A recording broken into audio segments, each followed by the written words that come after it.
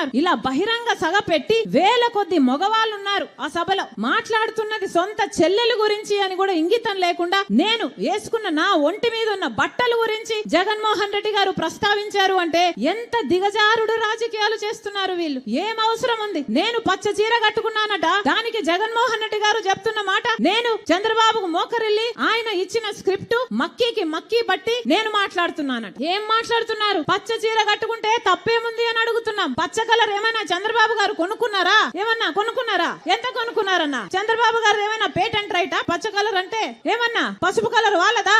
జగన్మోహన్ రెడ్డి గారు మర్చిపోయినట్టున్నారు. సాక్షి ఛానల్లో సాక్షి పేపర్ లో ఎల్లో కలర్ ఉంటది, పసుపు కలర్ ఉంటది, పైన గుర్తుందా?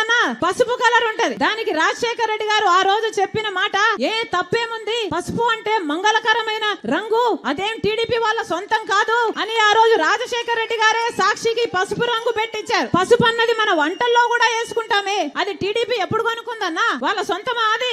నేను పసుపు చీర వేసుకున్నానట, దానికి ఒక ముఖ్యమంత్రి హోదాలో ఉన్నవారు ఇన్ని రోజులు సోషల్ మీడియాలో వాళ్ళ వైసీపీ మూకల చేత అయితేనేమి, వాళ్ళ కుక్క బిస్కెట్లు పడేస్తే దానికి ఆశపడ్డే పేడ్ ఆర్టిస్టుల చేత అయితేనేమి సోషల్ మీడియాలో నన్ను దూషించారు, తిట్టారు, అవమానించారు, బెదిరించారు, నానా రకాలుగా అవమానించారు. ఇదంతా సరిపోలే గాని ఈ రోజు ముఖ్యమంత్రిగా ఉన్న జగన్మోహన్ రెడ్డి గారు మాట్లాడుతున్నది సొంత చెల్లెల గురించి అని కూడా ఆలోచించకుండా నా ఒంటి మీద ఉన్న బట్టల గురించి ఇంతమంది మగవాళ్ళ మధ్య మాట్లాడుతున్నారు అంటే వీళ్ళకు సభ్యత ఉందా? సంస్కారం ఉందా? ఏం జరుగుతుందన్నా మన రాష్ట్రంలో? ఒక్కసారి ఆలోచన చేయాల్సిన అవసరం లేదా? నేను మక్కీ కడుతున్నానంట, మక్కీ టు మక్కీ నేను చంద్రబాబు గారి స్క్రిప్ట్ తీసుకొని నేను మాట్లాడుతున్నానట. ఎవరన్నా మక్కీ టు మక్కీ స్క్రిప్ట్ చదివేది మీటింగ్లలో ఎవరు చదువుతున్నారు? జగన్మోహన్ రెడ్డి గారు స్క్రిప్ట్ పెట్టుకొని మక్కీ టు మక్కీ వర్డ్ టు వర్డ్ చూసుకుంటూ చదివేది జగన్మోహన్ రెడ్డి గారా నేనా? ఎవరు చదువుతున్నారు మక్కీ టు మక్కీ? ఏం చెప్తున్నారు? నేను మోకరిల్లానా చంద్రబాబుకి? నాకేం అవసరం? నేను రాజశేఖర రెడ్డి రక్తం, రాజశేఖర రెడ్డి బిడ్డను. నేను ఎవ్వరి ముందు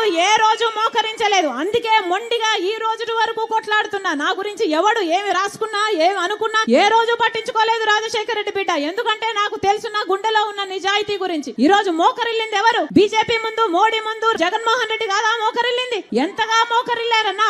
ఆఖరికి మన ప్రత్యేక హోదాను తాకట్టు పెట్టారు, మన పోలవరం తాకట్టు పెట్టారు, మన రాజధాని తాకట్టు పెట్టారు, మొత్తం అన్ని మన ప్రయోజనాలు అన్ని తాకట్టు పెట్టుకున్నారు వాళ్ళ స్వప్రయోజనాల కోసం. ఢిల్లీకి వెళ్ళినప్పుడల్లా మన రాష్ట్ర ప్రజల సమస్యల గురించి మాట్లాడుతున్నారా ముఖ్యమంత్రి గారు? అవినాష్ రెడ్డిని కాపాడడం గురించి మాట్లాడుతున్నారు. అవినాష్ రెడ్డి ఎక్కడ అరెస్ట్ అవుతాడో బెయిల్ తెచ్చుకోవడానికి లేకపోతే వాళ్ళ మద్దతు తెచ్చుకోవడానికి వెళ్తున్నారు తప్పితే ప్రజల గురించి ఎప్పుడు మాట్లాడుతున్నారు వీళ్ళు కాదా? అసలు మోడీకి దత్తపుత్రుడు అని చెప్పడం లేదా? బీజేపీ నాయకులే చెప్తున్నారే జగన్మోహన్ రెడ్డి గారు మోడీకి దత్తపుత్రుడు అని. మరి జగన్మోహన్ రెడ్డి గారు బీజేపీకి వారసుడా, మోడీకి వారసుడా, లేకపోతే రాజశేఖర రెడ్డి గారి వారసుడా? ముమ్మాటికి మోడీకి వారసుడు.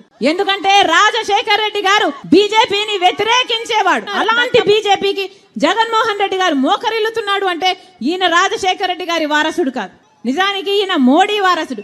ఆఖరికి మణిపూర్ గడ్డలో క్రైస్తవులను ఊచకోత చేసింది బీజేపీ పార్టీ, ఆర్ఎస్ఎస్ కలిపి. కనీసం అప్పుడైనా నోరిప్పాడా జగన్మోహన్ రెడ్డి గారు?